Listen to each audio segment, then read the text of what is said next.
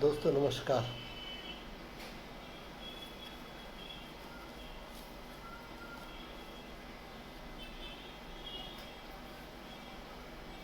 दोस्तों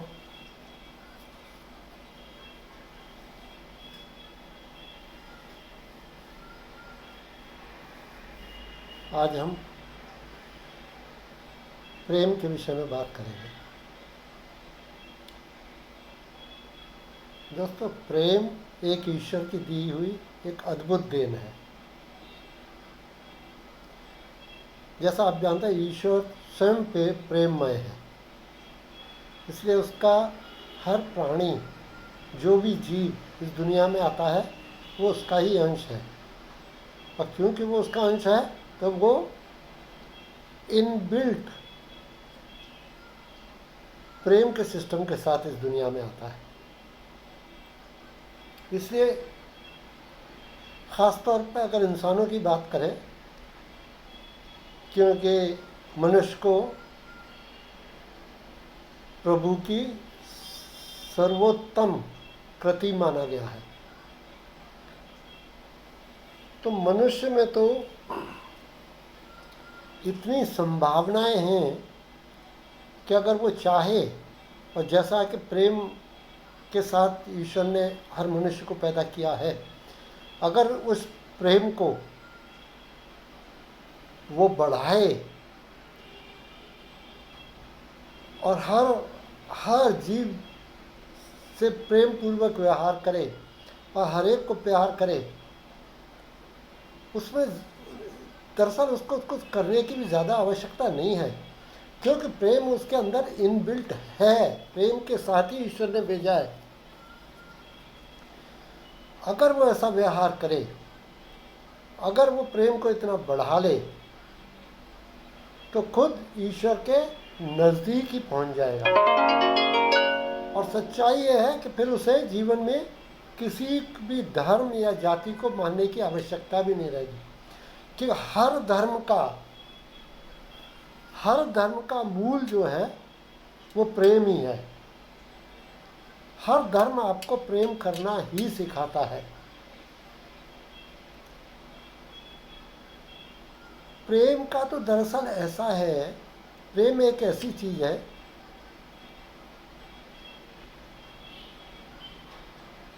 कि उसको किसी भाषा की भी जरूरत नहीं पड़ती। प्रेम स्वयं आपके व्यवहार से ही प्रकट हो जाता है। अगर आप किसी ऐसे स्थान में चले जाएं जहाँ की भाषा आपको नहीं आती, तो भी अगर आप प्रेममय हैं, आपके अंदर प्रेम है, तो आपकी आंखें ही प्रेम को प्रकट कर देंगी और आपका व्यवहार आपको सारी सुविधाएं उपलब्ध करा देगा। आपको भाषा जानने की, ना जानने की कमी महसूस ही नहीं होगी। पर है, उसके लिए आपको प्रेममय होना बहुत आवश्यक है। खैर इंसानों को तो छोड़िए, अगर आप जानवरों में भी देखें, उनकी तो कोई भाषा नहीं होती ना, मगर फिर भी जानवर भी प्रेम समझते हैं। लोग अक्सर घर में कुत्ते बिल्ली पाल लेते हैं, तो उनको आपकी भाषा तो समझ नहीं आती ना, मगर वो आप जो प्रेम की भाषा है वो उसको इतनी अच्छी तरह समझते हैं कि जब आप ऑफिस से घर वापस आते हैं तो कितने प्रेम पूर्वक वो आपका स्वागत करते हैं। सच्चाई ये है कि आपके जानवर इंसानों से बेहतर प्रेम प्रकट करते हैं अपने व्यवहार से। एक इंसान ही ना जाने क्या हो गया है, जिसको ईश्वर का सबसे बेहतरीन कृति कहते हैं, कि ईश्वर ने सबसे बेहतरीन कोई रचना की है तो वो इंसान की है। न जाने उसको क्या हो गया है कि वो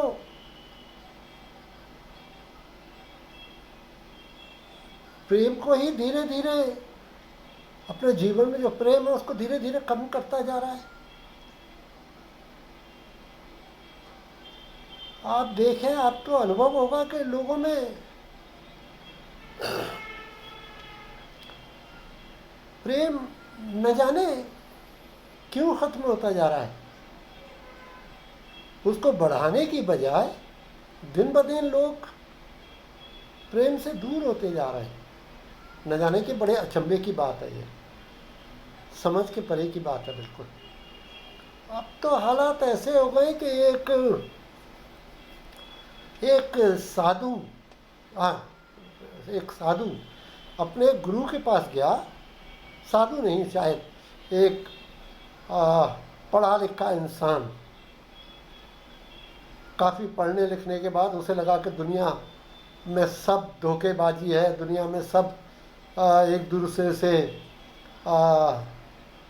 एक दूसरे के प्रति प्रेमपूर्ण नहीं है, मतलब सब एक दूसरे के दुश्मनों जैसा व्यवहार करते हैं। उसको ऐसा लगा, ये सच्चाई नहीं है, इसमें बिल्कुल भी सच्चाई नहीं है, मगर उसको ऐसा लगा। तो वो एक गुरु के पास गया, पहुँचे वो गुरु के पास, उसको जाके कहा कि गुरुजी, मैं दुनिया से मेरा मन उचाट हो गया है, मैं प्रभु को पाना चाहता हूँ, तो मुझे कोई रास्ता बताइए। मैं सब छोड़ छाड़ के आ गया हूँ, अच्छी भली मेरी नौकरी थी वो भी छोड़ दी, मैं सब छोड़ छाड़ के, मैं दुनिया से व्यवहार से बड़ा मेरा जीव चाट हो गया है, मुझे रास्ता बताइए जिससे मैं प्रभु को पा सकूँ। गुरुजी ने बोला ठीक है, कल से शुरू करते हैं, कल सुबह स्नान करके आप तैयार होकर सुबह आ जाइए। वो दूसरे दिन सुबह पहुंच गया। गुरुजी ने पूछा, अच्छा तो तुम ईश्वर को पाना चाहते हो? उसने कहा बिल्कुल गुरुजी। उसने कहा आपने जीवन में किसी से प्रेम किया है? वो बोला गुरुजी क्या है, फिजूल की बातों में आप मुझे लगा रहे हैं, ये सब वाहियात बातों से मैं यकीन नहीं करता, मैं प्रभु को पाना चाहता हूँ, मुझे उस विषय में कुछ बताइए। गुरुजी भी बड़े अचंभित हुए। उन्होंने कहा ऐसा तो नहीं हो सकता, कभी किसी को चाहा तो होगा पूरे दिल से, ऐसा तो नहीं हो सकता तुम्हारे जीवन में कभी कोई स्त्री ना आई हो जिसको तुमने पूरे दिलो दिमाग से चाहो। बोलते अरे नहीं गुरुजी, ये फिजूल की बातें हैं, मैं इन बातों से बहुत दूर हूँ, मुझे इन बातों की तरफ मत लगाइए, मुझे आप प्रभु से मिलने का रास्ता दिखाइए। गुरुजी बोले कि देखो, तुम प्रभु को पाना चाहते हो और तुमने आज तक प्रेम का अनुभव ही नहीं किया, कभी किसी से मोहब्बत जैसी चीज़ ही नहीं की, तो माफ़ करना, मैं तुम्हें प्रभु से नहीं मिला सकता। बोले क्यों, ये क्या आप बात कर रहे हैं? बोले देखो, अगर तुमने किसी से प्रेम किया होता, अगर तुम्हारे दिल में प्रेम होता, तुम्हारे व्यवहार में प्रेम होता, तो मैं उसको इतना बढ़ा सकता था, तुमको आपको वो रास्ता दिखा सकता था कि उसको इतना बढ़ाओ कि प्रभु से मिलन हो जाए। प्रभु को पाने के लिए प्रेम के अलावा कोई दूसरा रास्ता है ही नहीं। तुम्हें प्रेम पूर्वक समर्पण करना है, तभी तुम प्रभु को पा सकते हो। और तुम कोई प्रेम को छोड़ के और कोई दूसरा रास्ता तलाशना चाहते हो, तुम्हारे अंदर तो वो संभावना ही नहीं है कि तुम कभी प्रभु को पा सको। वो बड़ा निराश हुआ। पर आप देखिए आजकल हो क्या रहा है, आजकल ज़्यादा करके लोग आपको ऐसे ही मिलेंगे जो कि ना जाने क्यों प्रेम में उनका ज़्यादा विश्वास। अभी तो लोग आप देखिए, क्योंकि प्रेमपूर्ण नहीं है, इसी से लोग ज़्यादा करके उदास ही रहते हैं। आपको हंसते हुए भी चेहरे नहीं नजर आएंगे। आपको ज़्यादा करके लोग इस दुनिया में अच्छा रहा तो देखिए, यूँ ने ऐसा नहीं मैं कह रहा कि लोग हंसते ही नहीं, हंसते हैं, काफ़ी हंसते हैं, मगर ज़्यादातर अगर आप एक एवरेज निकालें तो आपको देखेंगे लोग ज़्यादा करके उदास हैं। इस दुनिया में हंसते हुए चेहरे बहुत कम नज़र आते हैं। उसी के ऊपर किसी शायर ने कहा भी था शायद कि दीवाना हंसे या जिसे तू तौफीक बख्शे, वरना तेरी इस दुनिया में मुस्कुराता है कौन। मतलब हालात ऐसे आ गए हैं,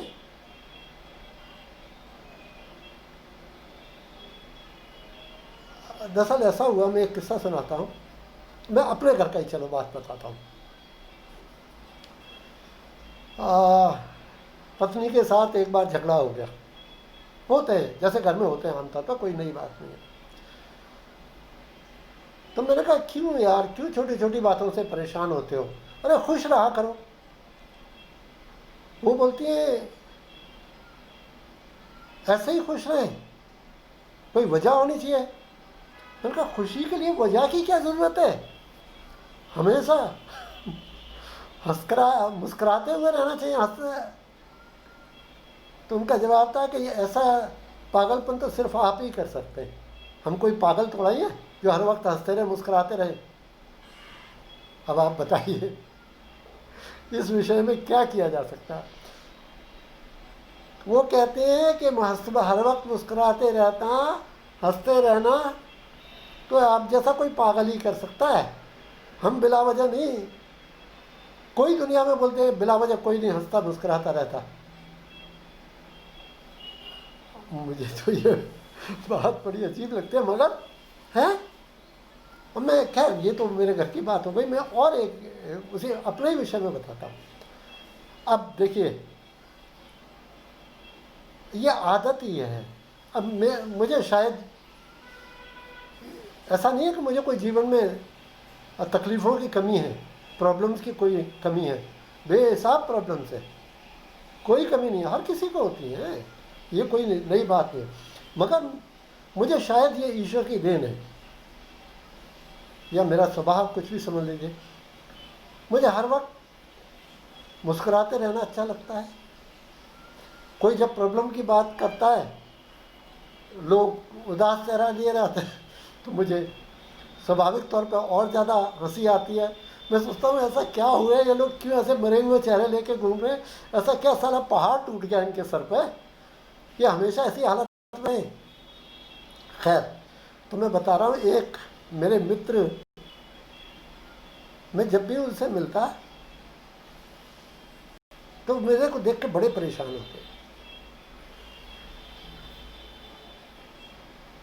वो कहते यार ये बिला वजह आप मुस्कुराते रहते हो, ये क्या है। बोलता मुझे बहुत तकलीफ होती है, आपको देख के ही मुझे बहुत तकलीफ होती है। मैंने कहा यार ये क्या है। वो कहते तो ये कोई तरीका है, हर वक्त उसका ये था ऐसा, मतलब ये पागलपन नहीं है तो क्या है। दोस्तों मैं तो आज तक नहीं समझ पा रहा कि पागल कौन है जो हर वक्त दुख तकलीफ का बोझ ओढ़े रहे, या जो हर वक्त मुस्कुराता रहे, कौन पागल है। खैर उन्होंने कहा हो सकता है मैं ही पागल हूँगा, कि मेरी खुद की पत्नी भी यही कहा कि आप पागल ही हो।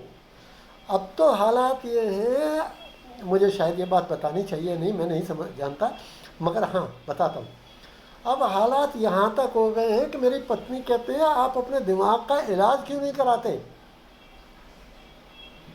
बड़ी बड़ी गजब की बात है। वो कहते वो सीरियसली बोलती हैं। वो कहती है देखिए डॉक्टर को दिखाने में कोई बुराई नहीं है, आप दिखा तो लीजिए एक बार। अब आप बताइए मैं क्या कहूँ इस बारे में। पर खैर हाँ, क्या बात हो रही थी, बात हो रही थी कि हाँ लोगों के, अब मेरा मतलब लोग इतने गंभीर रहते हैं, उसकी वजह ये है उनका प्रेम पूर्ण व्यवहार है ही नहीं। और अब मोहब्बत जो हर दिल की ज़रूरत है, आप बताइए मोहब्बत के बिना कौन इस दुनिया में रह सकता है।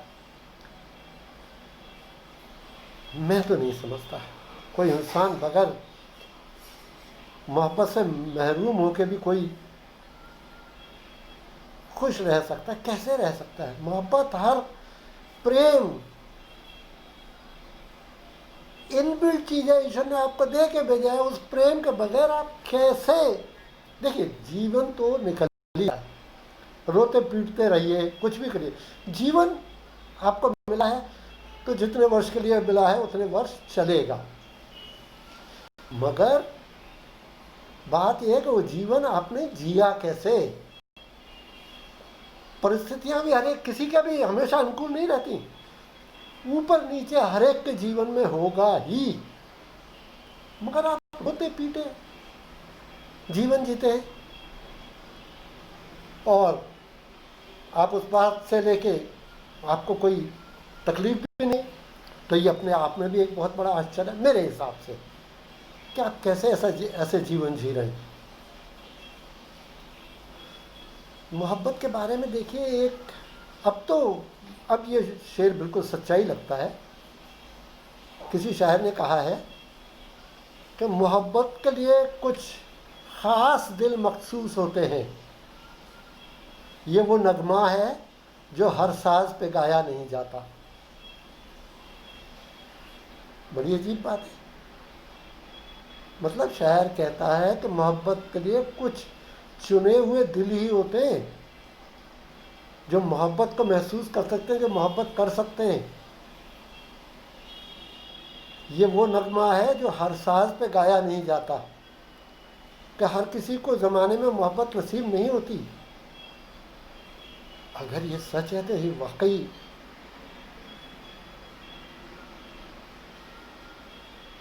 मैं तो सोच भी नहीं सकता जिन लोगों ने जीवन में जिनके जीवन में मोहब्बत नहीं आई,